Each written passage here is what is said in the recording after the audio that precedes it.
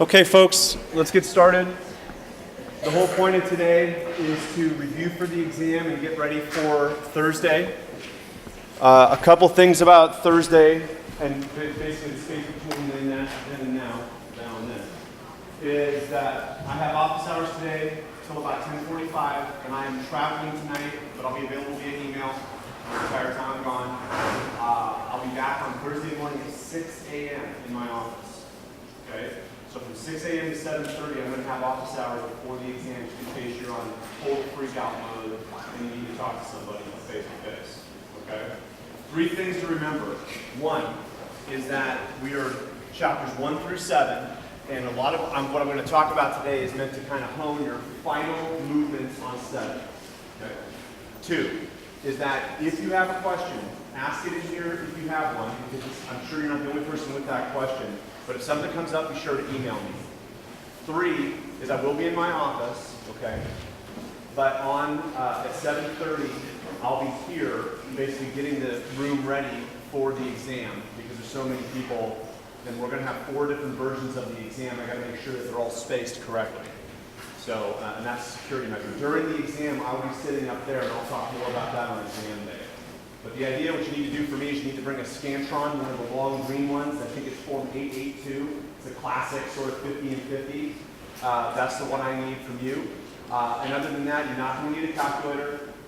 But you might want to bring something like a straight edge. So if you need to draw a graph, you're able to do that cleanly. So like a little small ruler, or if you absolutely forget everything, you can use your credit or your debit card to do that too.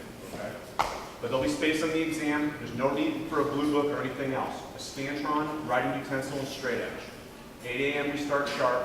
The test will last an hour and 45 minutes max. Okay? Any questions on the logistics, my office hours, or anything? To repeat, my office hours are today from 10 to 10:45. Available via email between now, 6 a.m. Thursday morning, and then 6 a.m. Thursday morning to 7:30 Thursday morning. I'll be in my office, Stevenson 2026N. Okay? Any questions? Okay, so again, the intention today is to walk through the practice test slowly, diligently, and thinking about the subject matter with each question to try to break it down and get us more ready for the exam. So this is question 1. At which point above is society experiencing the employment of some but not all of its available resources? Which answer is that? It's C. Good. So the one thing that, of course, is a trick in this, you all have already seen the answers because it came on the thing. What we want to do is want to break down why the answer is what it is. So thinking about what the production possibilities curve means to an economist, point D is where we're producing what? Nothing of anything, right? It's 0 for both.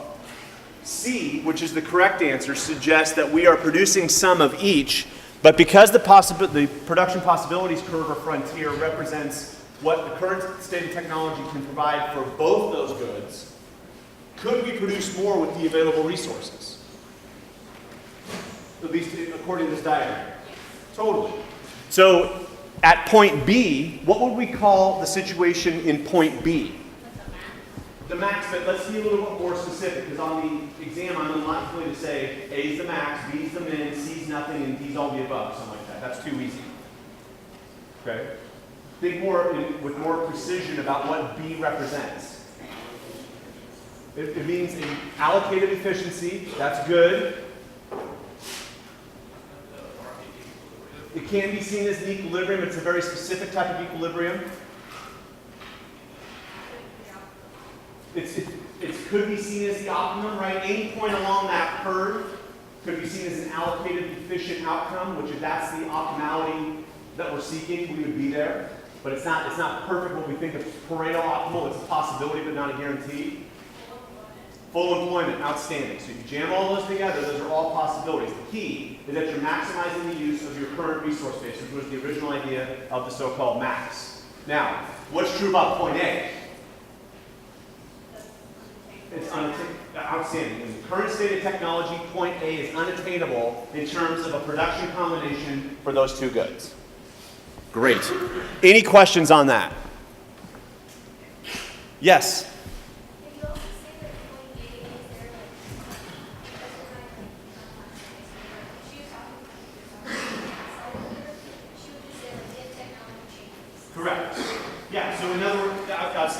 So point A could be seen as something that is attainable with an increase in technology. Absolutely. Okay? So the question was, is point A something we can strive for or get to with a change in technology? The answer is absolutely. But the key is in the current state of technology, we can't quite get there. Outstanding. Anybody else on number 1? Okay, so you're going to have to forgive me. A little bit of this today is just sort of art, where I have to sort of make it fit in the box so you can see it. Is everybody in the back able to see that, or do I need to boost it up a little bit? Is it pretty small? Damn. Okay, one moment.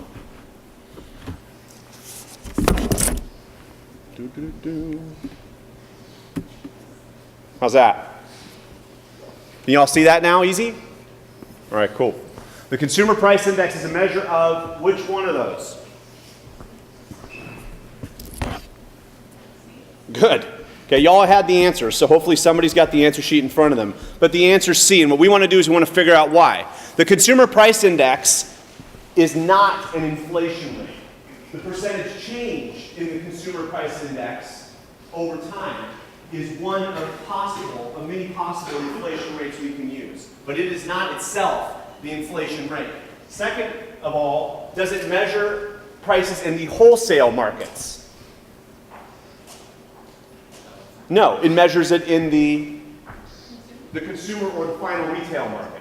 Outstanding. So one thing to remember is that, and we didn't talk a whole lot about this, the book talks a little bit about this, is we have producer prices, wholesale prices, and consumer prices. And the idea there is walking through a so-called supply chain. Somebody makes the good, moves it to a distributor, the distributor sells the good to retailers, and then it ends up here with us as consumers. Okay? So A is not correct because it's both wrong in terms of inflation rate and also wrong because it's not wholesale. The change in average prices of shipments of goods and services. Okay? It's not about shipments, it's about consumption. So that's wrong. The average price of consumer goods and services in the current period relative to the prices in some base period. The classic definition of the CPI. Okay? But be forewarned. If you are struggling to figure out the answer on the exam, do not default to the longest answer on the exam. Okay? Be careful on that. And when I was writing this out, I was thinking, this is the first thing I need to say is make sure people don't just assume that the longest answer of the 4 has got to be the 1 in this kind of case. The rationale is Consumer Price Index is about the average price of consumer goods and services, buying something at the consumer level. And then finally, the inflation rate of producer goods, same rationale as A, why A is wrong. It's not an inflation rate, and it's not about producers. It's about consumers or households. Any questions on number 2? That's pretty much straight definitional. Awesome. All righty. Number 3, cost of living adjustments. Do which one of those? B. Okay, but let's find out why. Do cost of living adjustments reduce bracket creep? So let's first talk about what bracket creep means. What does bracket creep mean? We talked about this in the last class. What's that? Correct. You're moving from one tax bracket to another due to inflation. So when you have a cost of living adjustment, is that cost of living adjustment potentially creeping you into a new tax bracket? Yeah, so that's an unfortunate aspect of inflation, and in fact, in a sense, the reason why you get the cost of living adjustment is because it's adjusting for changes in inflation. The unfortunate aspect of that, it might turn into bracket creep. So cost of living adjustments don't reduce bracket creep, they actually generate bracket creep. Allow individuals to maintain their purchasing power during inflation. This is exactly what a cost of living adjustment should do. Cost of living is another way of thinking of your purchasing power than what it's doing is adjusting for inflation. Okay? That again is kind of the definition of a cost of living adjustment. Causing individuals to shorten their time horizons. The idea of part C there is that if you get a cost of living adjustment, does that really change how much you're saving or consuming in terms of does it reduce your time horizon? The answer is no. It actually should provide you with a longer time horizon because it's giving you more income and giving you a chance to both consume and save. And then finally, maintain constant real interest rates. And the answer has nothing to do really with the constancy of interest rates whatsoever. Okay? So a lot of you have taken multiple choice tests before. Remember, there's going to be 40 multiple choice questions and 2 essay short answer questions on this test. You should use some simple strategies. Eliminate answers that are basically irrelevant to the question where you can. All right? Are there any questions on number 3? This is, again, somewhat definitional. Anybody on number 3? Another thing to recognize about this test real quick as a quick digression is that because the first few chapters are basically definitional terms and kind of introduction to economics in focus, a lot of the first exam in here is really more about definition and key term type of stuff. Okay? And it's a lot about just gaining access to the language and the nomenclature we use in economics. So this is another one of those example problems. Anybody else on number 3 or anybody at all? All right, cool. All right. Question 4. A market surplus is which one of those? None of the above, you say. Okay. So A, the amount by which quantity demanded exceeds the quantity supplied at a given price. If quantity demanded exceeds quantity supplied at a given price, what market situation is that creating? That's a shortage. Okay, so A is not right. The results of an effective price ceiling or an effective price ceiling. That's also a shortage. Good. So A and B are wrong by definition. That leaves us with C and D. A situation in which people cannot buy all the goods and services they're willing and otherwise able to buy. What's that sound like? A surplus or a shortage? So the first 3 are all related to shortage, which means it must be D. Okay? A surplus is the result of an effective price floor. Outstanding. Okay? And it creates more goods in the market than people are willing to demand, hence a surplus. Any questions on number 4? Yes? That means that it is actually generating the result we want. So for example, if equilibrium is $6 a unit as a price, then you set the price ceiling at $8 a unit as the so-called maximum price in the market. Yes, the maximum price in the market. We won't go to $8. We'll go to equilibrium because that's 6. So that's an ineffective price ceiling. Right? If you put that maximum price at $4, that would lead to an effective price ceiling because the market would go to 4 and stop rather than wanting to go all the way to 6 in equilibrium. Does that make sense? So that's the difference between an ineffective price control, whether it be a ceiling or a floor, and an effective one. Yes? So it's not necessarily equilibrium. Equilibrium can be, $6, just say $6, but it's an ineffective price ceiling. It hasn't reached that price ceiling. Is that what you're saying? Correct. And let me just draw a quick diagram of that to make it more plain. Because this is a good thing to remember for some point in your future. Oh my God, I didn't even put my dongle out. One moment, please. Technological mishap.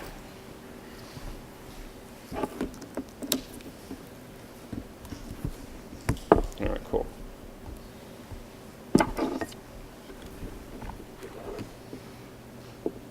Cool. What the hell is this?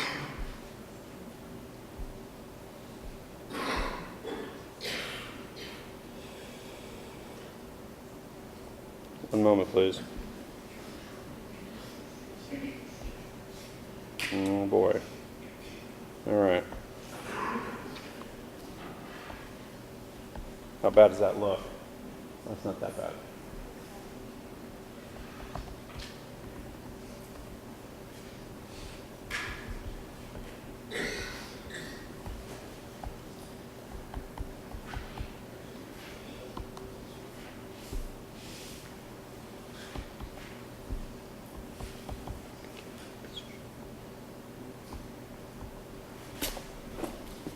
Okay.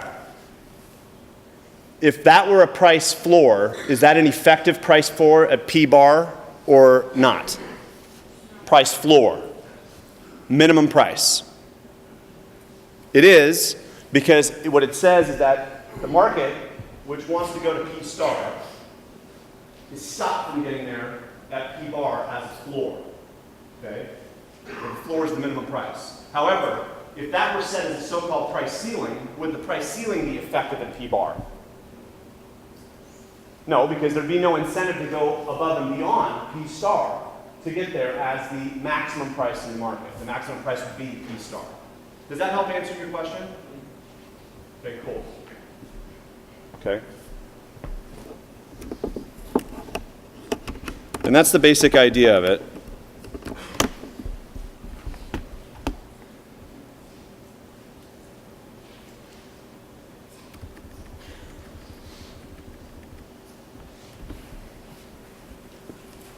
Okay, anybody else?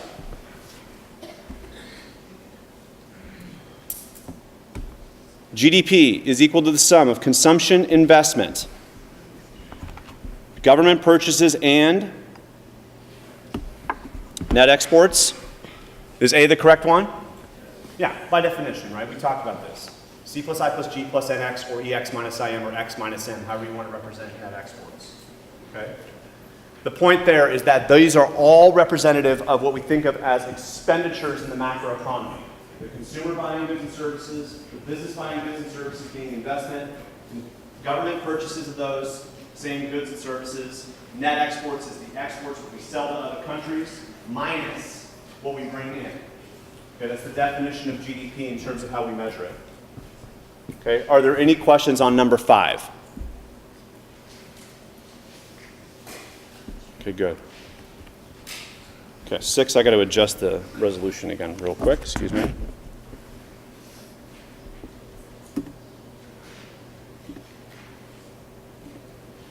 Let's do it. All right. Okay. So for this question, we had some diagrams to look at. Okay. For this question, choose the letter of the diagram in figure 2 that best describes the type of shift that would occur in the situation for the indicated market, holding everything else constant. So a couple things to recognize here.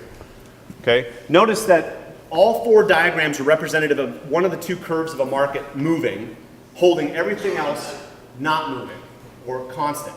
Ceteris paribus, that everything else equal. Suppose there's a conflict between Russia and Ukraine, and natural gas shipments from Russia to Europe are reduced. If this slowdown raises energy costs in Russia, which of the following takes place?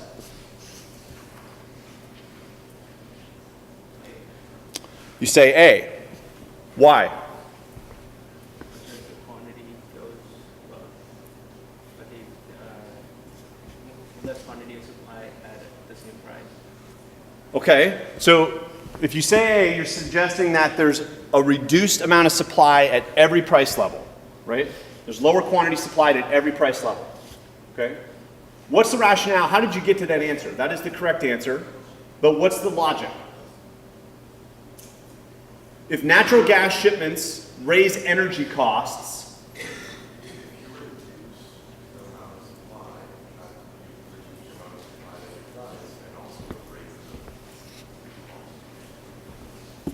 so was the trigger that natural gas shipments were reduced? Did that tell you that the supply changed? What do you think?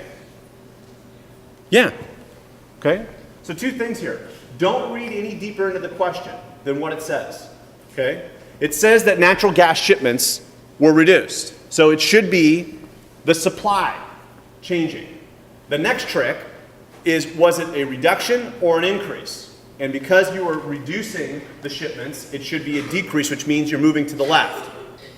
So you identified it's a supply change and a reduction. The second is remembering that a reduction in supply means a leftward movement of the supply curve. Now, let's take it one step further. What should that leftward movement do to prices? And does that make sense? Prices should go up, but we don't see the demand curve here. But in our mind, we should be thinking that prices should go up. Because of what? The law of demand. Outstanding. A movement of the supply curve is a movement along demand. A movement of the demand curve is a movement along supply. Okay? One begets the other. That's how a supply decrease leads to a price increase, because demand is adjusting to the new supply conditions. Are there any questions on that?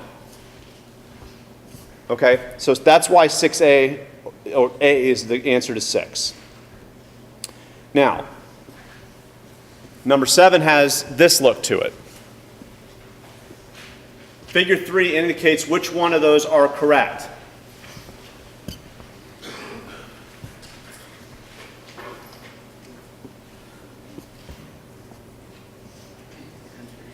The answer is B. Explain. When it says, well, for A, they're actually willing to supply 20 at $4, not 40. Good, so let's stop there. So you went by almost like process of elimination rather than like did the answer said, oh, this one's right. That would also eliminate the not all of the above. Good. So the lowest price at which sellers are willing and able to supply 40 units is $4. Okay, the lowest price. Well, what is the lowest price actually that the suppliers are willing and able to supply 40 units? It's 8. Notice where 40 intersects the supply curve, you go over, and it's 8. Okay? Does everybody see that? There's 40, and if we walk up, we see that that connects at $8. Okay? So A is incorrect, which, as suggested, means that D is incorrect, as all the above. That leaves us with B and C. But because answer B was provided, let's talk about why C might be wrong. A surplus of 20 units would result if the market price were 4.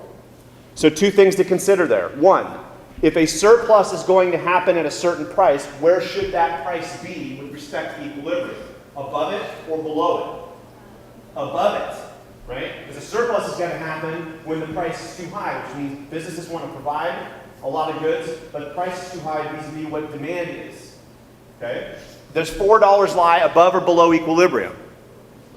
It lies below, which means you can't have a surplus at $4, so C is incorrect. So, if you didn't see that B was correct by just reading it and looking at the graph, you would get there by eliminating the other 3, technically. But let's see why B is correct. The highest price at which a buyer or buyers are willing and able to buy 40 units is $4. Same logic as how we figured out that A was wrong.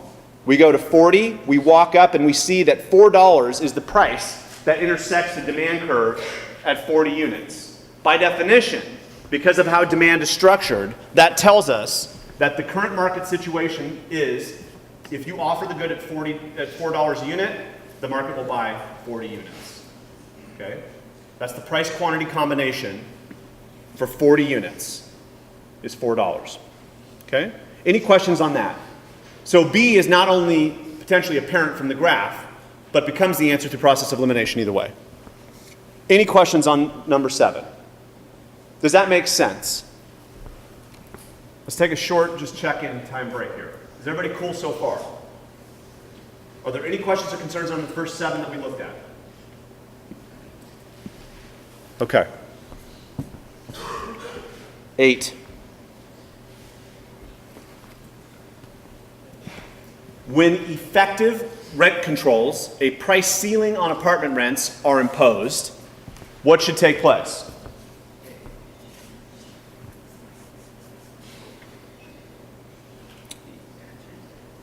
The answer is A.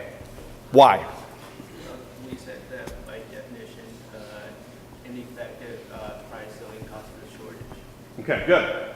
So by definition, an effective price ceiling should be set below equilibrium, keeping prices from going up to equilibrium, but if they're below equilibrium and set there as the maximum price, the ceiling, it should create more quantity demanded than supplied, which is by definition a market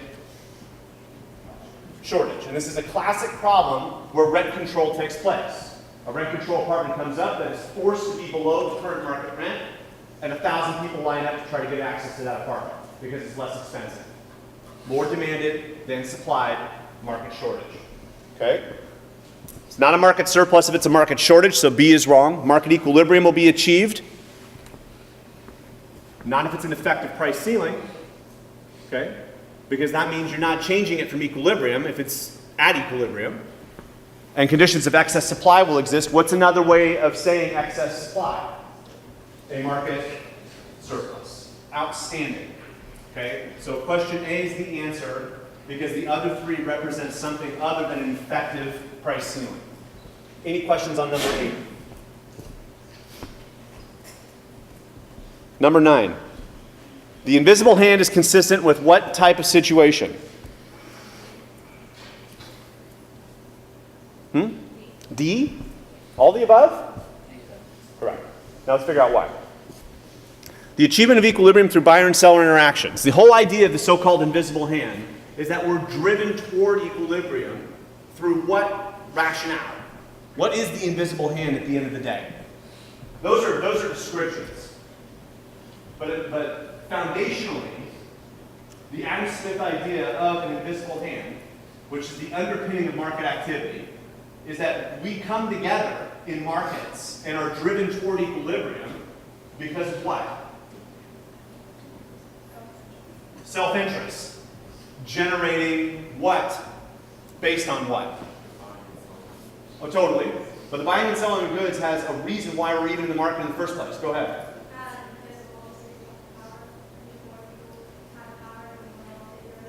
Wow. Okay. Well, that's like 6 steps above where we're at right now. But that's possible. But that's getting maybe a little closer to what I'm looking for, and it's this: we each have incentives based on self-interest to come into the market. And what are we weighing those interests, or those incentives against? What type of costs? Opportunity costs. So in equilibrium, we have achieved our maximum net benefit on each side. And we're done moving because each side feels satiated in terms of their seeking out maximum net benefits. The reason we're in a market is because we have an incentive to be there. As opportunity costs change, we reduce our incentive to be there. And in equilibrium, both sides, buyers and sellers, feel like they've covered all their opportunity costs and are maximizing that benefit. That is the invisible hand idea. We're drawn together through those self-interested seeking out, self-interest seeking out maximum net benefit. Questions? Okay, a laissez-faire economy, in a sense, is consistent with the invisible hand, in that basically government walks away. In the book, they talk about laissez-faire. I mentioned it one time in passing, not a big deal. A market mechanism without government interference. If you have a market where the government is not involved in terms of changing the incentives of one side of the market or the other, the two will be brought together by an invisible hand, at least in theory. So all of the above is the correct answer. Any questions on 9? Okay? Good. 10. A decrease in the price of a substitute, holding everything else constant, causes equilibrium price for the other good to do what?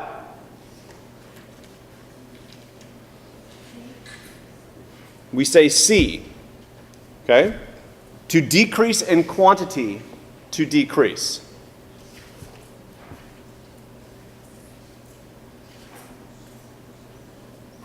Is that correct? Okay, so don't say it's correct because that's the answer I had in the back, right? Why is it correct? What has happened to the demand for the good that is a substitute for a good that is lower in price? The demand is moving what direction? The demand will go down. The demand will go down, which means it's moving toward the origin. And when demand shifts toward the origin, price and quantity both decrease. Outstanding. Folks, the key is this, and let's write this up real quick.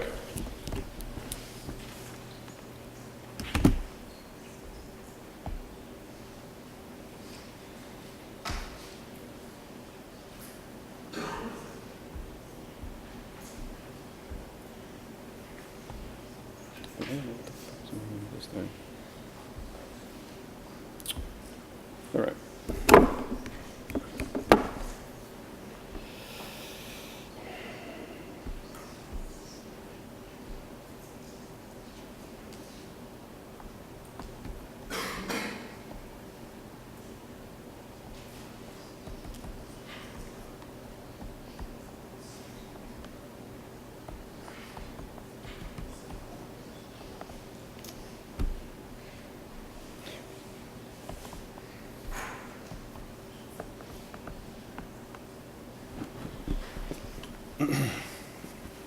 At the break, I will solve this weird dot matrix printing problem we suddenly have encountered, but Hopefully you can see that well enough for now, before I throw that iPad somewhere. If price goes down for one good, the price of goods that substitute for it will fall because the demand for those substitutes is going to decrease. Why? At the end of the day, what is really happening here? What are consumers doing in your own words when the price of one good falls? Yeah, they're competing basically for market share, right? So if price goes down for Coke, right, the demand for Pepsi, at least in theory, should contract if they're seen by the market as substitutes. And substitutes is the actual thing that's happening. You are substituting the lower priced good for the other. And by doing that, you're reducing demand for Pepsi at all prices. Okay? So it's moving toward the origin.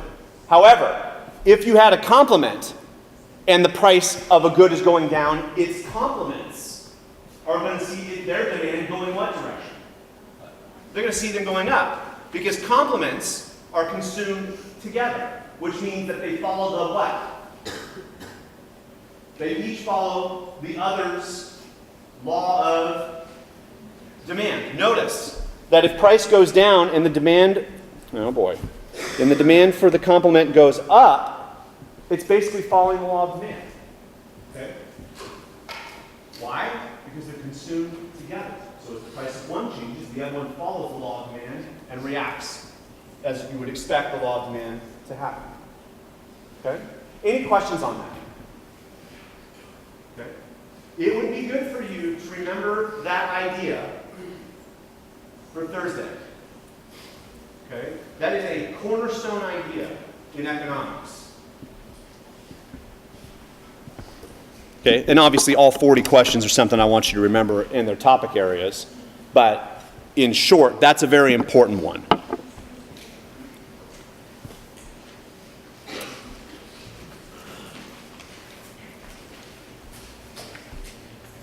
Any questions? Cool. Okay. Question 11. Choose the letter of the diagram in Figure 4 that best describes the type of shift that would occur in each situation for the market listed at the left, holding everything else constant. Incomes decrease due to recession.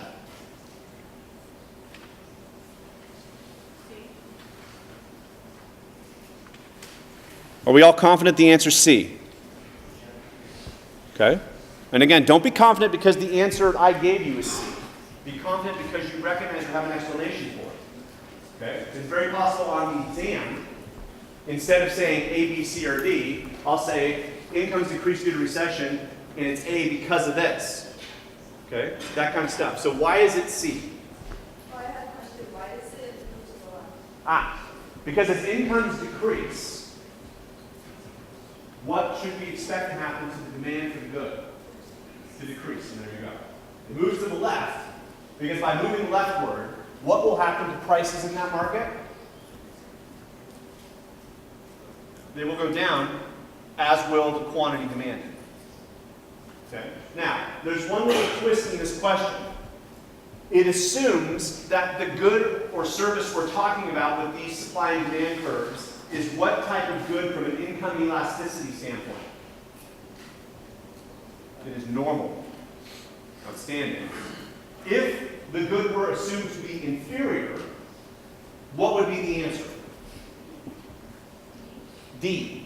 Outstanding. Why? Because as incomes changed and went down due to recession, we would be shifting from normal goods to inferior goods by the nature of those goods being negatively related to income changes. That's what an inferior good is. Okay?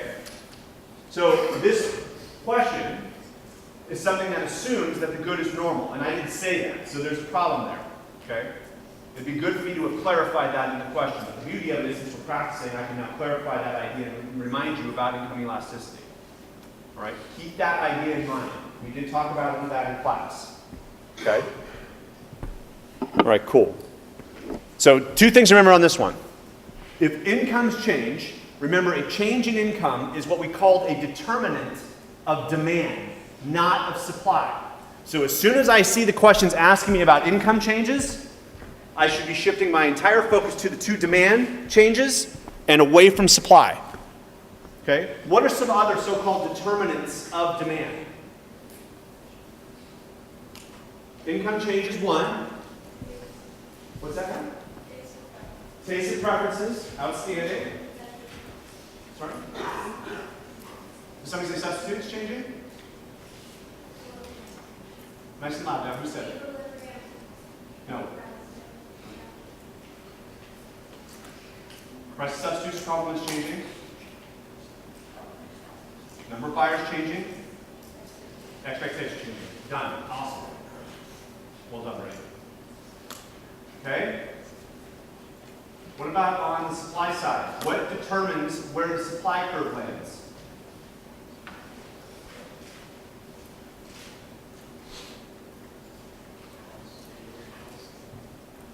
Input costs, good. The cost of doing business generally. And then you can add a second piece to that which indirectly changes the cost of doing business, which is a change in supply results from this. Number of sellers is one. Good. Good. So actually that's a third. But the change in technology. Outstanding. Good. Changing technology, changing cost of doing business, and the number of sellers in the market. Those are the three major determinants of supply. Great job. Good. Any other questions on 11? What about like Expectations you can say is that, but that'll be inside the cost of doing business. In other words, you're expecting that change in that cost. If you're expecting a change in technology, it won't necessarily change how much you're supplying now because you won't have the physical ability to do that yet. But that's a good point. That's a good point. Expectations do affect both sides, but generally speaking, it'll be an expectation around the cost of doing business. Good. Anybody else on 11? 12. Very similar to question 1. Using figure 5, suppose point C represents the optimal mix of output for a society. If market forces cause society to produce at point A, what has happened?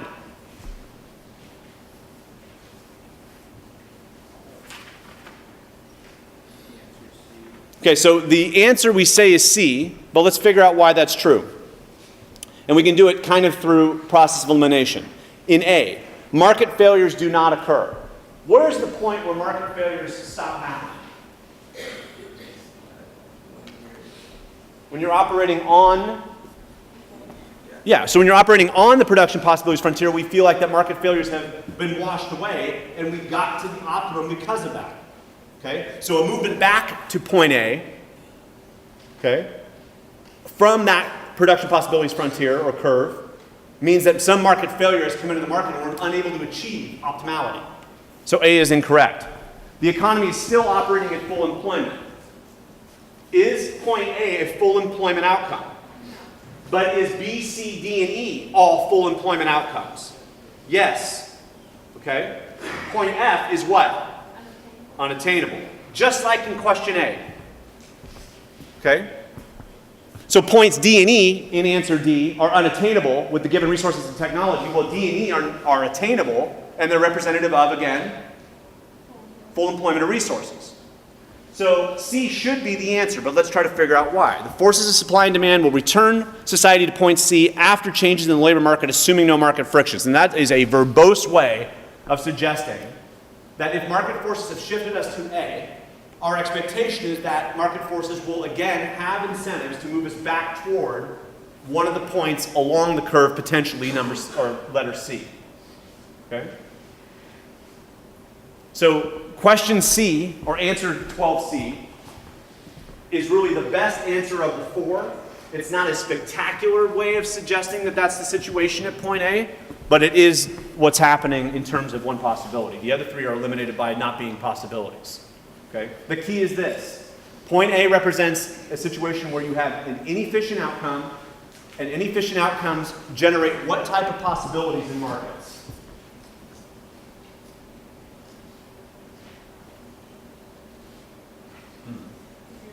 Of course. When you're not at equilibrium, what exists in markets that will potentially drive us to equilibrium? The opportunity for what?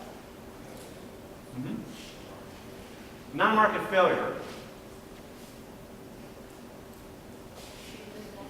Well, closer, the invisible hand will drive us there in the sense if market activity continues, will profits be potentially made? Okay. Will utility be potentially increased? Yes, and so there are gains to be made, and those gains will, in a sense, drive us toward equilibrium. That's what question C is suggesting. That even if we get driven back to A, we'll be pushed back out there because society will want to go back based on the pursuit of maximum net benefits. So if those gains are available, we'll go back. Okay, that's where the no market frictions comes in. Okay. Questions on number 12. 13. If monopoly power is considered a market failure, it is because firms with this power will do what? C again. Okay. Like, first A, if you were a monopolist, it would produce more in charge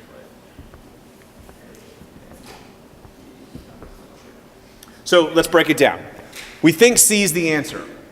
But in the question, we want to see a couple of very important items. One, if monopoly power is considered a market failure, okay, do we have situations in which monopoly power can actually reduce or be used to reduce market failure? And the answer is yes. The government grants monopolies, like for utilities, and then regulates them in such a way to price at a place that's closer to the social optimum, lower than they would if they were let to run all by themselves. What do you think the price of electricity would be at home if PG&E was a monopoly in the private market? Higher than what you're currently paying? Totally. Okay? But if monopoly power leads to a market failure, it's because of C. Less is being produced, and the firm that has monopoly power has an incentive to do that, and also has an incentive, which is a corollary, of charging a higher price than otherwise the market, or let's say society, would want. They have the power to do that. They tend to ignore external costs. That's not true in a monopoly. Okay? Okay? They don't ignore them. They sometimes pay for them to retain that monopoly power. Okay? And then finally, do not respond to consumer demand. Of course they do. Okay? Monopolists have been undermined as a result of shifting consumer demand. Now, monopoly is only as good as the demand remains. A classic example of this is in petroleum markets. Okay? We see a monopoly power exist in gas markets. But when demand is reduced, and one of the things that's big about electric cars right now is will this actually start reducing the demand for petroleum and ultimately for refined petroleum or gasoline? Okay? And that will, in a sense, undermine the monopoly power of those oil markets and those oil monopolists. All right? So that can happen. So C is the correct answer, mainly because that's what a monopolist does. Okay? But it's also there because the other three are incorrect. Any questions on that? All right, cool. Suppose a friend claims he is helping the economy by throwing trash on the street rather than in trash cans because the extra expenditures necessary to clean up the streets will increase GDP. So you've got some philanthropist friend who believes he's actually doing something for the economy by throwing litter on the ground. Okay? Your friend is? Which one of those? B, believe it or not. In the technical definition of GDP, if you think about it this way, if you throw trash on the ground and workers clean it up and they're paid, you're actually generating more GDP as a result of that. Okay? A very similar way of thinking about that is, you may have noticed if you've ever gone to the library before, here, they actually have signs posted everywhere, don't put your book back. Right? If you pull a book off the shelf, just leave it there. Why? Because the library does what?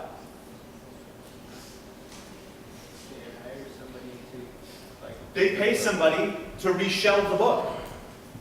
Okay? So by pulling, don't go do this because I know the librarians will kill me for saying this, but if you went and you took like 100 books off the shelf and just threw them on the ground, you technically are generating somebody's job and their wage.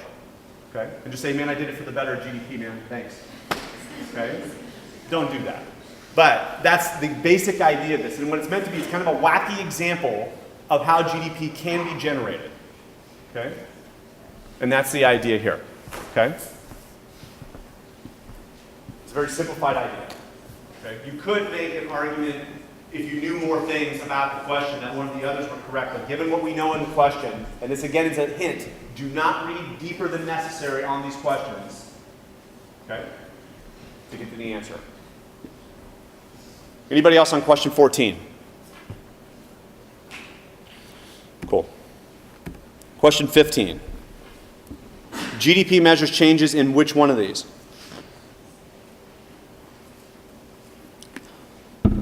Real GDP. Does it measure changes in prices only? No, because it's a ratio of income and prices. Okay, so A is incorrect. Production and incomes. You left out prices, right? Because it's a ratio of production / income and prices. So guess what? C is correct by definition. Wages only is not. Be very careful of questions that are restrictive or answers that are restrictive on these kind of tests. Okay? When you see something only, be sure that the question is a restrictive question. All right? And this one, because we're asking for a definition, it's unlikely that it's only one thing. Wages only is incorrect. The answer is C. Okay? It is a ratio of production / income, the value of production divided by prices. Any questions? 16. Which of the following is excluded from calculations of U.S. GDP?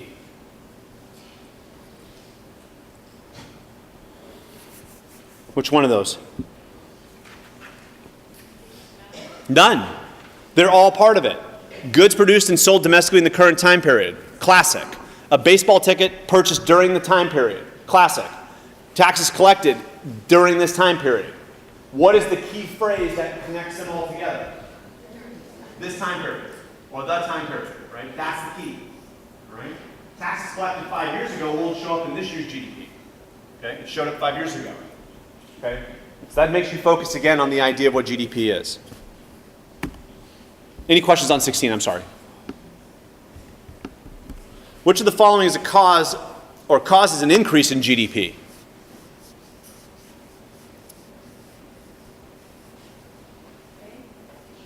Increased wages does for sure. Would lower profits at firms cause that? No, because what would that actually do? It would reduce GDP, not increase it. Which means all the above is incorrect. And C, lower land values. If land values fall, does that have anything to do with GDP at all? Not now. It had something to do with it when the land was sold before. Okay? But if land values fall and the land is sold, that actually would also reduce GDP. So of those answers, A is the best. Okay? An increase in wages. Questions on 17? Yes?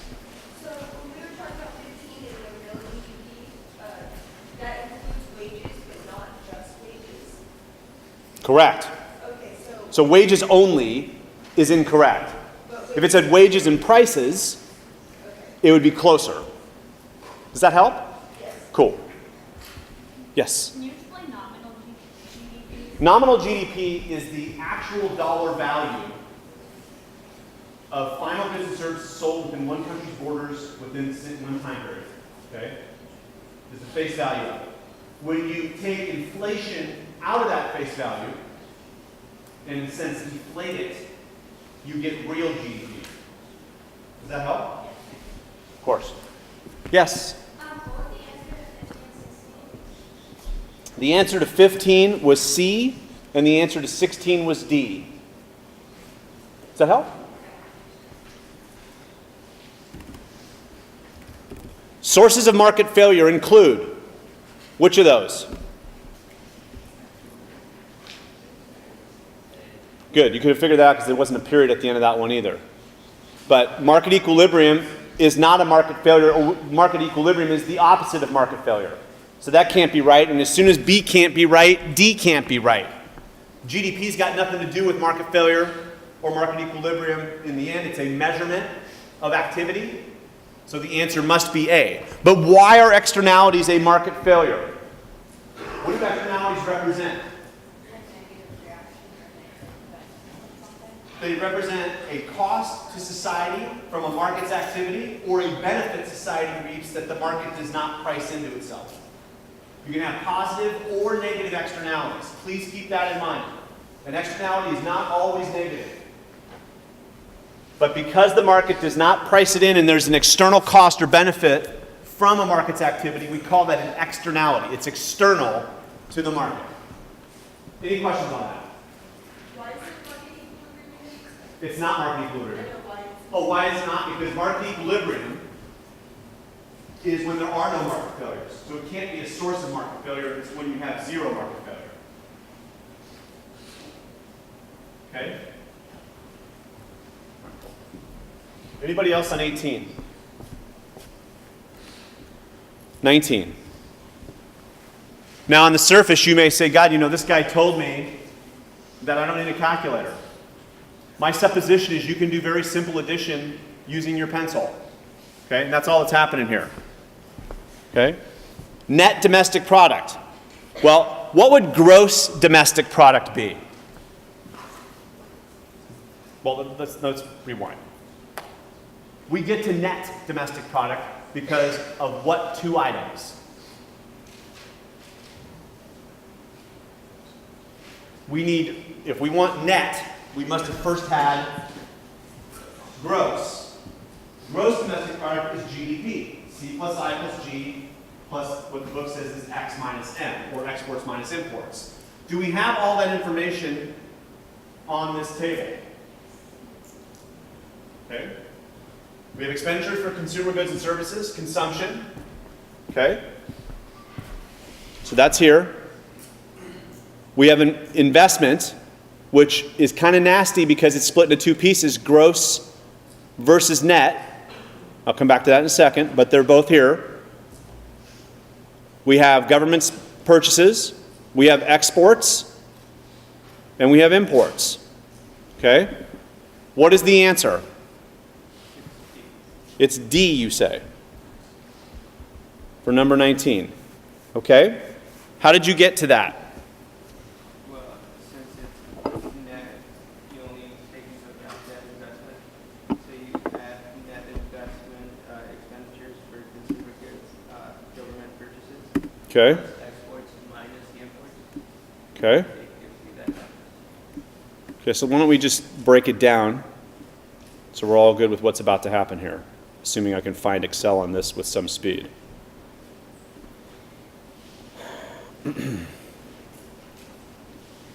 The idea, folks, is that I get to net domestic product by taking gross domestic product and subtracting from it what? No.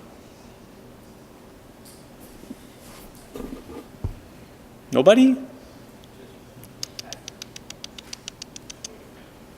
Okay. Sal doesn't want to give me the love today here. Folks, you get to net domestic product by taking away depreciation. Okay? Depreciation takes gross investment and converts it into net investment. Okay? So C plus I plus G plus X minus M minus depreciation is net domestic product. It's net of what you've lost from your capital stock. All right? So let's check this out for just a second.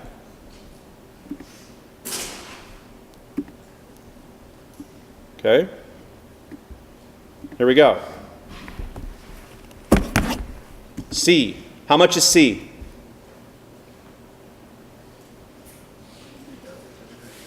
What's that? 3,750. How much is I? Be gross investment. That's net. Hold on to that. 800. Okay? Government spending is exports, imports. Okay?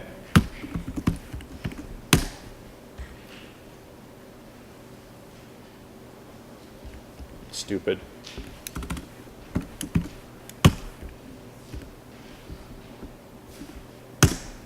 Okay, 5610, this like an idiot, sorry.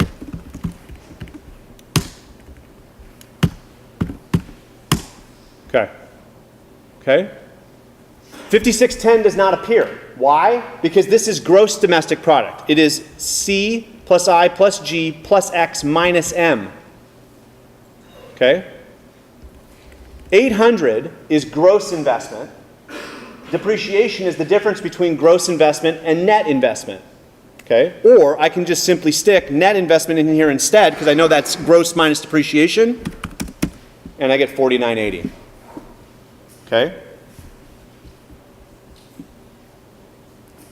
Does anybody need me to go through that again?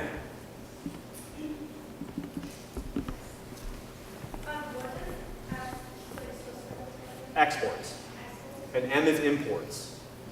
Now, unfortunately, as we'll see later, the reason I don't like M for imports is because we're going to use M later to represent the money supply. Yes?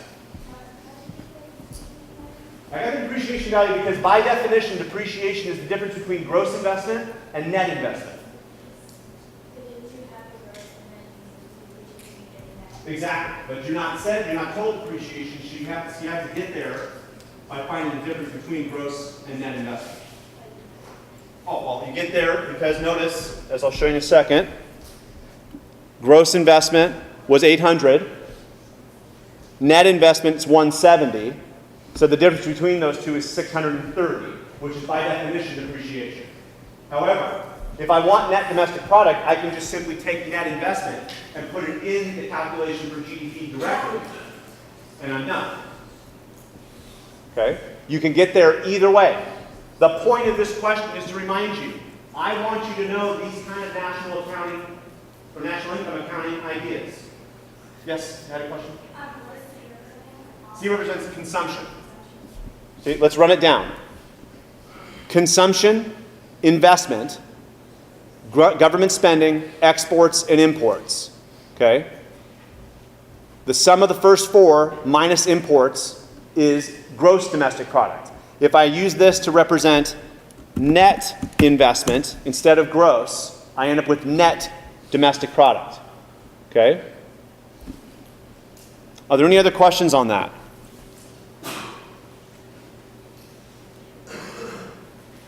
Yes? So, say like, we have like, money through cost, consumption, investment, and government, and exports, and then one totally around nationalities, also like, the state giving out to the society. Well, this has got nothing to do with, let's say, philanthropy per se, right? And the measure of gross domestic product is a snapshot measure, right? In other words, it's not necessarily relative. Right? I need a second one to look at, whether it was last time period or the next time period or some other country. Okay? So you asked a good question about the nature of GDP and what it really represents. That's why I remember we talked about so-called standards of living. How much GDP do we have per person as a relative measure? Okay? Anybody else on 19? Oh, yeah. Before you switch it to the net investment, it was at 104. Gross investment, which was the 800 here. Okay, yeah. Okay, and if I did 800, I would have been at 5610. But I wasn't asking you for gross domestic product, I was asking you for net, which means you needed to take away depreciation. The cool thing about that is if you have a measure for net investment, which we had at 170, net investment has already taken the depreciation out, and you're done. So the depreciation is not just the imports. Depreciation is the difference between the new capital purchases of businesses and what they've lost in the value of the things they already own. The depreciation. So an easy way of thinking about that is if a business buys a van for 800, that's gross investment, new van. But if the old vans they have lost $630 worth of their value, the net investment is 170 because the vans are getting older. Does that make sense? So depreciation is the loss of value of the current asset base, or what we're going to call later capital stock in the economy. And we take that away from the increase, because if I'm losing value, and gaining value simultaneously, the net may be more important to me. Okay? Questions? All right, cool. Well, we'll just cancel that and save that if we need that later.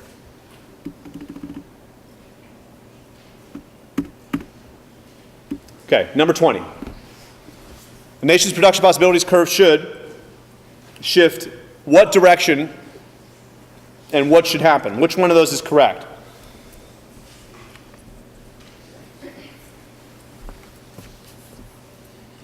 C, right? The other three are nonsense, basically, okay, on purpose to get you to focus on letter C, which is the correct answer. The production possibility shifts outward if technology grows. In other words, if we get more technology or a larger ability to produce goods and services, the production possibilities frontier moves away from the origin in some fashion. Now, in the book, there's a lot of stylized examples where it moves parallel. In reality, it can be pivoting and parallel simultaneously of what we call biased growth. We'll talk more about that later in the course when we talk about international trade. All right?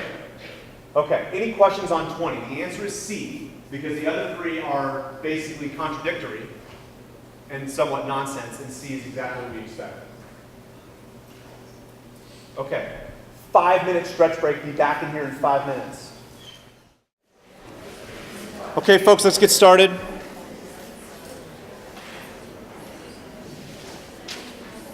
Which of the following is directly included in the calculation of GDP? So which one of those is directly included? What seems like the obvious answer there? A. What are the final sales of new domestic steel sold to consumers in Brazil, also known as? Exports. C plus I plus G plus X minus M. So X is part of that. The appreciation in the value of a building is not GDP unless what happens? Unless it's sold. Good. The sale of new steel to an auto manufacturer as an intermediate good.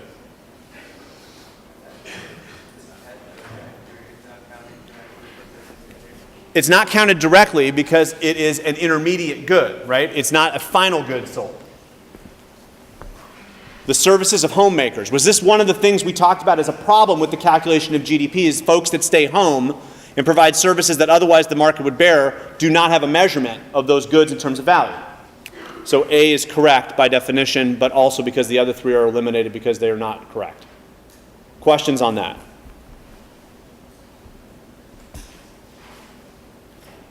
Okay. 22. Jack graduated from college last month but is not yet looking for work. Should be which one? D. Is not part of the labor force and not counted in the unemployment rate. Remember, we talked last time about what? Or last time. 2 times ago, we talked about the idea that the way we count the labor force is you must be either employed or not employed but actively seeking work or looking for a job. Good. So when Jack was a college student, what was Jack counted as? Full-time student or basically a full-time equivalent worker. When he leaves college and goes on a life sabbatical and starts backpacking around Southeast Asia, not labor force. Okay? So not counted. So the answer is D. Okay? Because he can't be frictionally or structurally unemployed if he's not in the labor force, and he may be discouraged but being counted, but if he's not in the labor force, he's not going to be part of the statistic. So A, B, and C are wrong. Questions? Okay, the key there is that it reminds you about the definition of being counted in the labor force. You've got to be actively seeking work. When the labor force participation rate is declining, so let's stop there. 2 things. What is the labor force participation rate? Part 1. 2, it's going down. What's happening? The number of unemployed is rising faster than the population. Does that sound correct?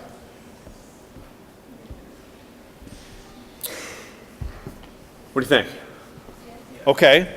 So what that means is that the number of people that are employed, well, let's break it down. What is the labor force participation rate? What's the definition of that statistic? It's the number of what over the number of what? How many people are in the labor force over So, correct. So if the number of unemployed is rising faster than the population, what we're getting is we're getting fewer people participating in the labor force with respect to the population.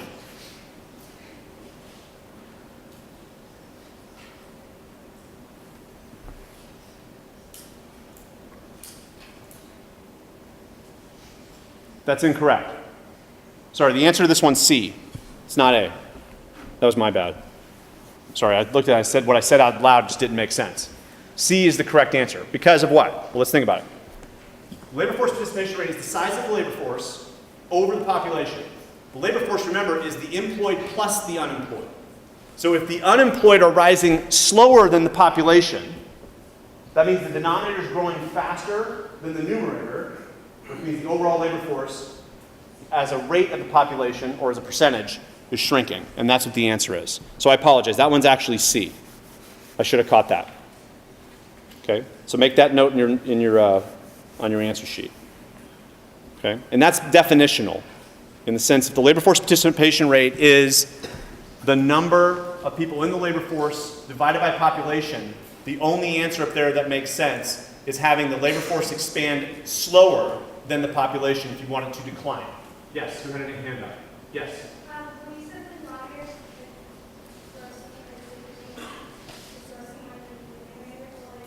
maybe compared to like number 2, maybe the way increase the denominator, you said by increasing like labor force to the creative ways, especially to the college, which increases that college that the ground is like, oh, like he is unemployed, you guys wasn't able to express his creative and beyond.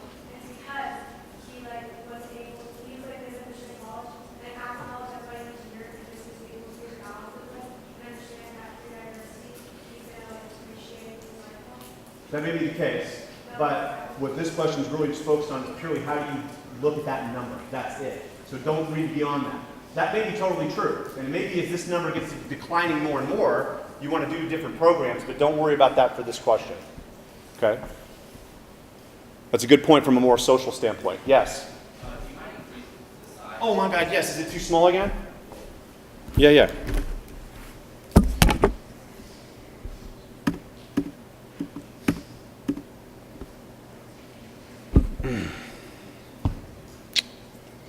One moment, please. Best intentions, right?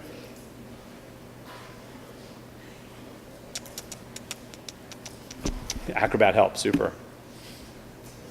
Okay. Great. One moment, please. Wow, look at that. It actually worked. All right. So, great. Can you see that okay now? Yes. Right on, thanks a lot. Which of the following types of unemployment would best characterize snow ski instructors' employment during the summer months? Because it is representative of what type of unemployment? Seasonal. 4 types of what kind of unemployment are seasonal, structural, cyclical, and frictional? They have to, the book is a little bit more glib than I want you to be about this. There are actually 2 categories of unemployment. They are voluntary and involuntary. Those 4 are involuntary forms of unemployment. Okay? You're only going to be cyclical, structural, seasonal, or frictionally unemployed if you chose not to be unemployed, or chose to be, if your employer chose for you no longer to be employed. Good. Okay? Are we good with that? Remember that on the exam. It's important you have that dichotomy in your head between involuntary and voluntary unemployment. 25. Which of the following is considered a discouraged worker?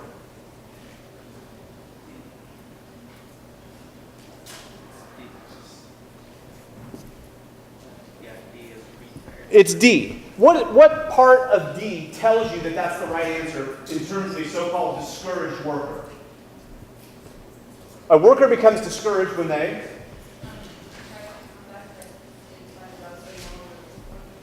So when a retired professional football player tries to make a comeback and they say, I would like a job, right? They technically have re-entered the labor force. But if they choose to no longer look for a job when they didn't get the job they wanted, that is kind of exactly what we think of definitionally as a discouraged worker. I went in the labor force, didn't find anything I liked, and dropped out. Okay? If I'm still getting unemployment benefits, the nasty part of that is I'll be counted as unemployed, but may not be actively seeking work. That is the definition of a discouraged worker. Okay? When I stop looking for work. Okay? The other one of those, assuming that there's no issue in terms of their labor situation, is fine. Okay? So one of the things that's a little bit nasty is look at A. A professional football player who's forced to play a new position. Forced to play a new position, but they're still employed. Professional football player who gets cut after the preseason schedule and has been completed. Okay? Now that answer probably could use a little bit more information, but we'll assume that that person is unemployed and going to look for another job. Okay, that's what this question does. So I got to be a little bit more careful on that on the test. A professional football coach coming off a 0-16 season, that coach may very well lose their job, but the best answer of the four is D, because a discouraged worker is by definition somebody who's dropped out of the labor force altogether. Okay? Any questions on 25? Yes? Okay, so for D, it said retired professional football player tried to no one found is willing to give a chance. Like, I think the reason for this is because they're obviously like, he's a coach for football and knows exactly what he's doing. So they try to give him a chance because he also knows how to make it help people. Oh, right, but notice that this is about a football player, not a coach, not a coach. Yeah, the coach was a football player for a time. Maybe, maybe not. Don't assume that. Don't assume. You don't know that. Exactly. Okay, so with that, just take the information I'm giving you and run with the test. Okay? Don't read any more deeply. Be careful. Because that's the kind of stuff that'll happen that you'll end up running around in circles in your mind about how to answer it. Okay? But it's really the key there is trying to explain it to somebody else. Be very careful. Let's look at 26. Okay? And 27, which are based on the same information. Let me see if I can jam everybody in the same spot here. There we go. Okay? What's the number of unemployed people in year one in this table? In year one, the first column, what's the difference between the labor force and the number of people employed? Which is by definition the number of unemployed. Okay? Answer C, 26. 27, how many members of the labor force must find a job to achieve full employment in year 10, which means instead of looking at the year 1 column, we now want to shift our focus to year 10 and have 5% unemployment. Well, let's see. If I got 80 million people in the labor force, what's 5% unemployment? That means the number of unemployed, we've got is 5% of that number. What's 5% of 80? It's 4. Okay? So in year 10 right now, how many people are unemployed? By what we just did in question 26. Same logic. The difference between 80 and 68 is 12 million. So what these data tell us is that there's currently 12 million people unemployed, 80 in the labor force, 68 employed, 12 million difference. If I want to get us to full employment, which I say is 5% unemployment, how many more people got to get a job? 8 million. Because that would leave us with 80 million in the labor force and 76 employed overall, 4 million unemployed. So the answer to 27 is C. Any questions on that? That's another set of questions that looks at a little bit of data and says, give me some answers in terms of basically the definitions of the labor force and being unemployed, and ultimately what the meaning of full employment may be. Okay? And we'll find that there's a lot of good stuff in that later in terms of policy. The free rider problem. Now, this question I had is somebody came into my office and had an issue with the answer I gave on this one, because the answer I said on this one is C. The entire point behind the free rider problem is that market activity takes place and a third party benefits from it without paying for that benefit. Okay? So answer C is what I said the answer should be. However, answer A, that an individual can direct benefits from somebody else's purchases is also really close, okay? Because you could make a case that A and C are saying basically the same thing, okay? So I apologize for that. That's on me. C is the answer I thought was the better of the two, okay? But you could make the case that A is correct. It's not as good as C, but it's very, very close, so it could have been confusing, okay? For our purposes, just remember, the free rider problem is a situation where somebody takes a benefit that they do not pay for. The classic issue is that I get public services and goods when I don't pay taxes. That is the so-called classic free rider problem. Okay? There's a lot of other ones you can look at. Okay? But that's one that just run to as a definition every single time. All right? So I tried to be a little bit tricky here, and I ended up tripping over my own feet a little bit. Okay? Any questions on 28? That's why the answer was C, but it could have easily been A had C not been there. Yes? This is like a technical question. Oh, sure. In such a situation on a test when you're grading it, would you kind of... You're not asking the technical question, you're asking the logistics question. Yeah. Sure. That's okay. Yeah. So what happens on the test if this happens? Right. If this happens on the test and two answers are very close to each other that leads to confusion in your answers, you get the question for 100%. Everybody gets it back. So if you're wondering about that, let me take a 30-second digression and talk about something. When I go through the exams, if I see 95% of the people in class, just as an example, miss one question, that's a failure on my part, not on you. Okay? There's no way 95% of you should be missing the same question. That means something I did was wrong. So you get that back. Okay? So I curve based on that. Okay? If there's a lot of questions that have a lot of people missing the answer, I will curve up. Now, as a strategy, be very careful. If all 200 of you walk outside today and say, hey man, let's go in there and do every single question wrong, and he's going to give everybody 100%, that ain't going to happen. Okay? But if I look at a question a lot of people are missing, and I look at the way it was worded, and all, man, I guess now looking back, there's some ambiguity in this, I'll give this question back to you 100% for you. Okay? So don't sweat that. Do the best you can with what I give you. And if you've got any questions, I'll be here to help. Okay? So don't sweat it. Okay? I'm here to help, right? The one thing that totally sucks about this job is test day. Okay? 29. The national income accounting term that is calculated by subtracting capital consumption from GDP, we've seen this in the past, is known as B, net domestic product. Okay? The whole point of this question is to remind you that gross domestic product, while it will be our statistical focus in macro from this point forward, the idea of depreciation, or how we lose value of our capital stock, is a big deal to a lot of countries. In the United States, we tend to completely outpace depreciation. Okay? Unless you look at our roadways. All right? But generally speaking, we've done that. So we tend not to focus on it, but I want you to remember it. Okay? And for those of us that don't come every day, there's a reason why I want you to remember it. Okay? Now, question 30. If inflation is 20% a year and you receive a 10% raise in your income, then what has happened among those choices? Do we believe it's C? Does that make sense? If inflation outpaces change in income, has real income gone down? Yes.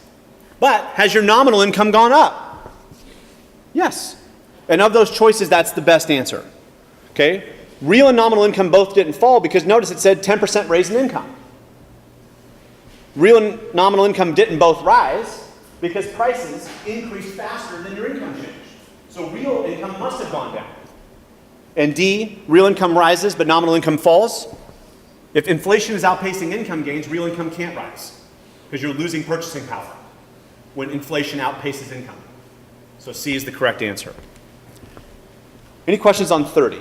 This question was meant to remind you about the basic definition of nominal, real, and inflation, real income and inflation in terms of how they represent each other and how are they related. Okay. Pollution is an example of which of those? All the above. Okay? It is a market failure.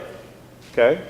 In the sense that if pollution exists, it's because we don't have a market for pollution that's basically buying and selling in such a way to get rid of it. It is an externality because society faces it and it's negative in the sense that we have social costs as a result of pollution. And then finally, we know it's an environmental challenge for policymakers, just in sort of a simple way. Okay? So D is the correct answer because all three of those hold. Any questions on that? Great. 32. According to economists, investment includes which answer from the following? Definitionally, it's A of the four choices, but let's talk about why the others are not correct. Money put into a pension fund is financial investment, not investment in terms of gross domestic product.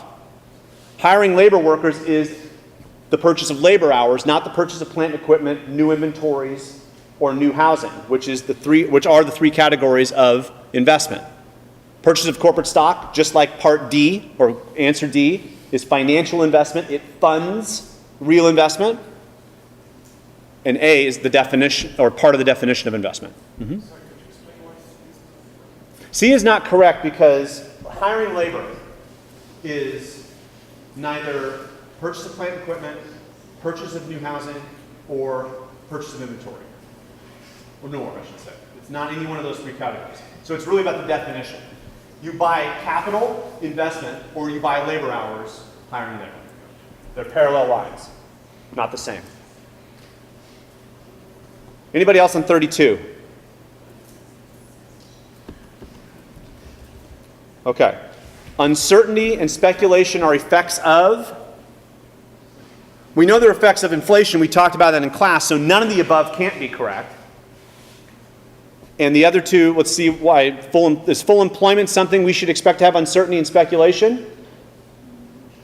If we're at full employment, we're in equilibrium. So uncertainty and speculation should have ended. And no change in taxes means we know exactly what's going to happen and you can't speculate off something that's not changing. Okay?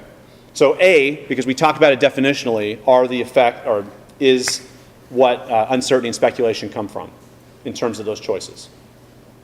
Okay? Any questions on that one? We talked about that in class last time, that uncertainty and speculation are unfortunate effects of rising prices. 34. What is the most likely consequence of an unemployment rate falling below the rate at which full employment is achieved?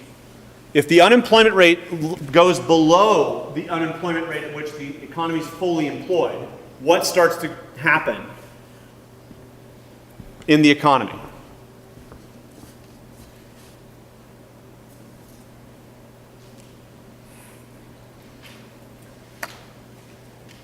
There's more people working than we think we have resources for. What is likely to recalibrate the economy as a result of that? Inflation. So B is the correct answer. More taxes? We're not sure. An increase in discouraged workers, that should not happen when we're beyond full employment, because remember, if we're at full employment, we're not going to have any discouraged workers. We're not going to have that labor market failure. And political upheaval shouldn't happen when there's a ton of people working. However, looking back at this question, if we assume other things are happening, we could have said more taxes could be coming in because there are more people working. But the best answer of those four is B, because it's the most directly related to the question. Okay? And that's really where I wanted you to focus your efforts.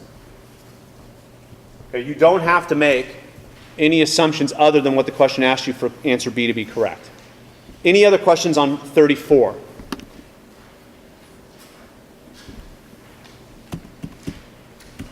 If both the prices and quantities of all final goods and services produced doubled in one year to the next and population remained constant, what would be true?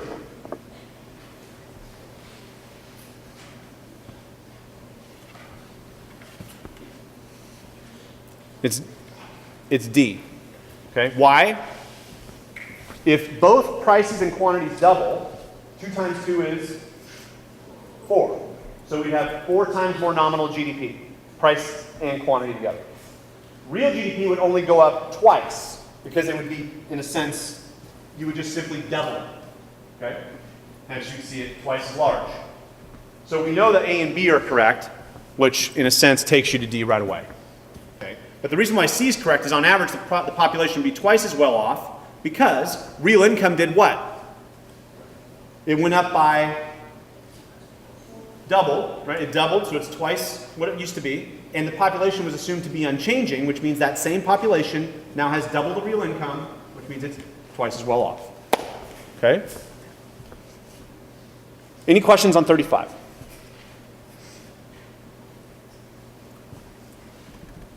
$36. During a period of unanticipated inflation, which one of those answers is correct?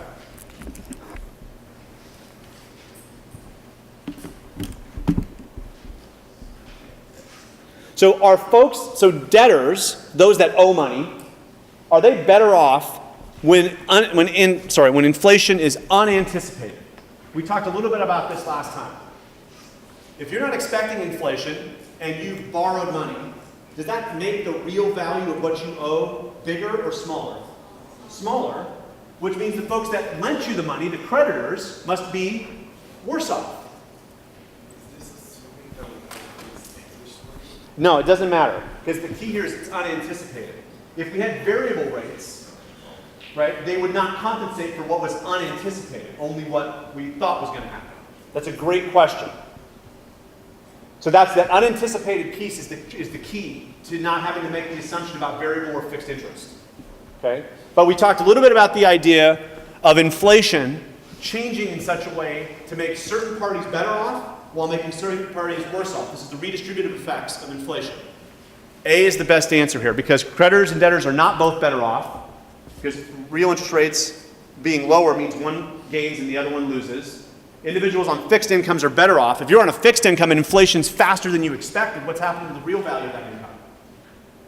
It's going up or down faster than you expected? Down. All individuals are worse off. That can't be correct because some gain and some lose. It's that redistribution idea. So A is correct. Okay? Any questions on 36? 37. Which of the following is often most closely watched as a clue, or often closely watched as a clue to potential changes in consumer prices?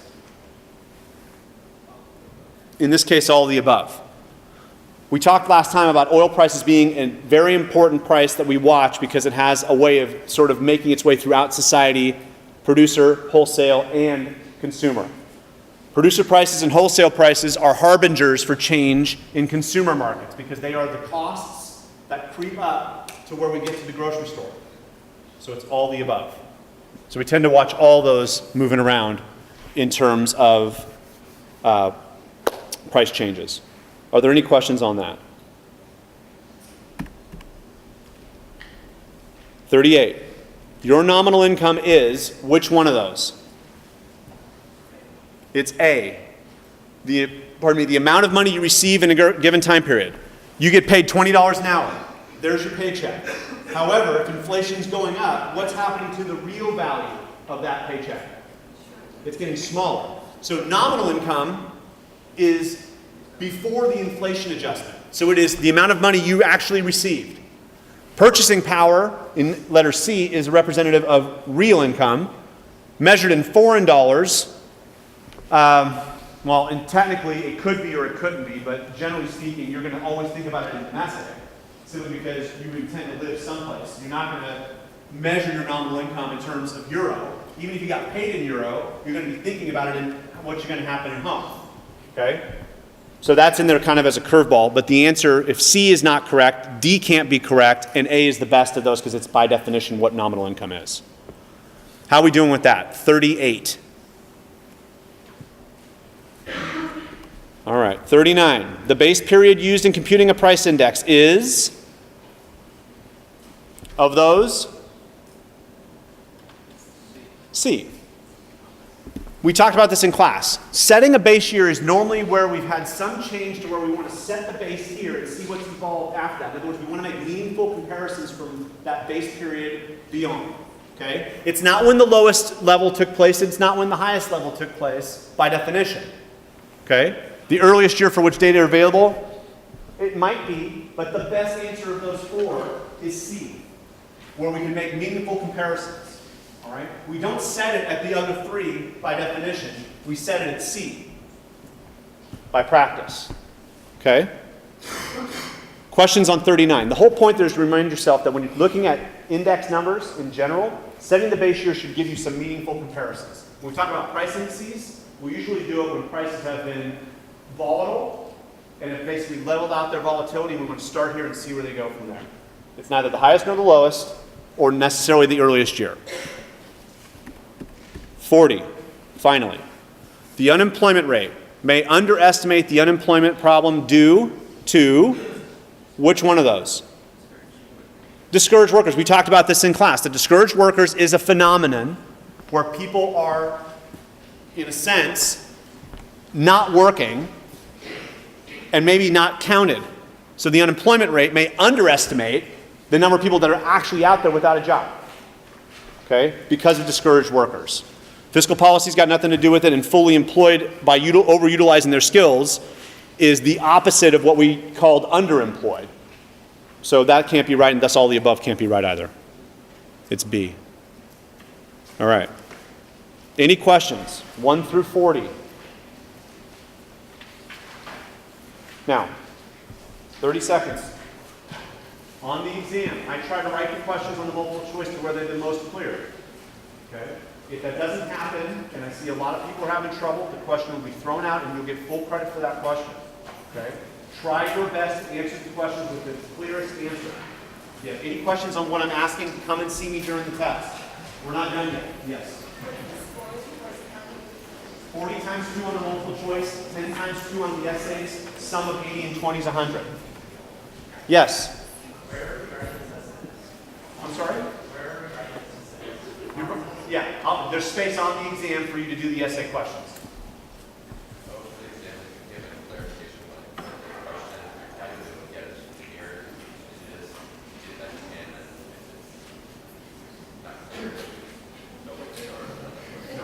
It's a great question. Because of the logistics of this room, you raise your hand and I'll come to you. Okay? And we will meet somewhere and we'll work it out. Okay? You're going to have plenty of time to do the test. An hour and 40 minutes is an enormous amount of time to do 40 multiple choice questions and 2 essays, believe me. Okay? So take your time. All right, real quick, what I'd like to do is I'd like to just kind of power through what you should have remembered about these essay questions in terms of answering them, and then we're done. Here's the story.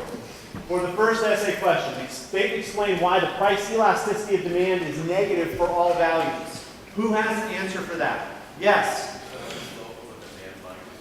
The slope of the demand curve is always negative. That's 100% correct. If the point price elasticity or the price elasticity of demand is a measurement of what percentage reaction does quantity demanded have to a percentage change in price, because there's an inverse relationship between those two, the changes should always be in the opposite directions of each other, hence a negative number. That's driven by the law of demand. Perfect. A great way to answer that question is to say exactly what I just said, and then draw on a graph the negatively sloped demand curve. Furthermore, you can split the demand curve up into the 3 sections of price elasticity we talked about in class and show it's -1 or less in the higher prices, -1 at the midpoint, and somewhere between 0 and -1 at low prices. That's a very illustrative answer for me to know that you nailed it. Any questions on number 1? Yes? Great question. The length of your answer on the essay question should be long enough to answer the question fully. So I'm being a little vague, but here's my point. There's another way of seeing that. Do not give me a brain dump. Do not give me 5 pages of essay on what happens when the price of a substitute goes down. Okay? Because you might give me the answer, but I might have to swim around for it in this mass of words. Be very specific. Okay? And you can use symbols. You can be short answer-ish if you like. Explain why a minimum wage law may cause unemployment by using a graph of the labor market in words. Okay, what is a minimum wage law? When it's effective, it is also a price floor. So a minimum wage law may cause unemployment if it is effective because that price floor, if it's effective, will create what condition in that market? A market shortage or a market surplus? Okay? If a market surplus is created in a labor market, that unfortunately means we have people that are unemployed. They are surplus labor at the current wage level. Okay? And we talked about that graph in class. All right?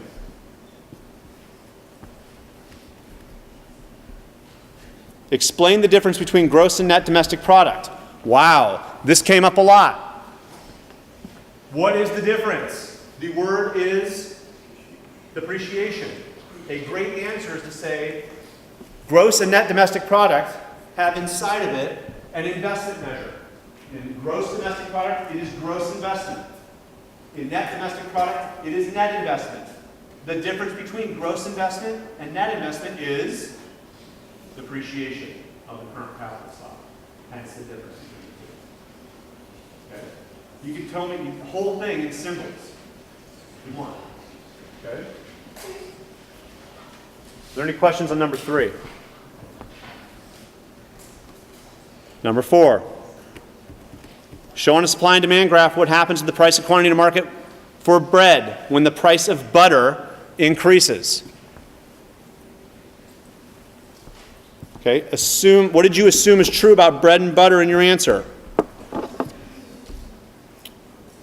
So bread and butter in most cases for us are what? They are complements.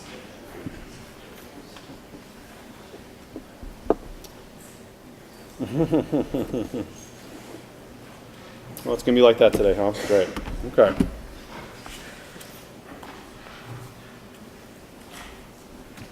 If bread and butter are assumed to be complements, okay, and the price of butter increases, what has happened to the cost of consuming both? It has increased, which means what is going to happen to the demand for butter? For bread.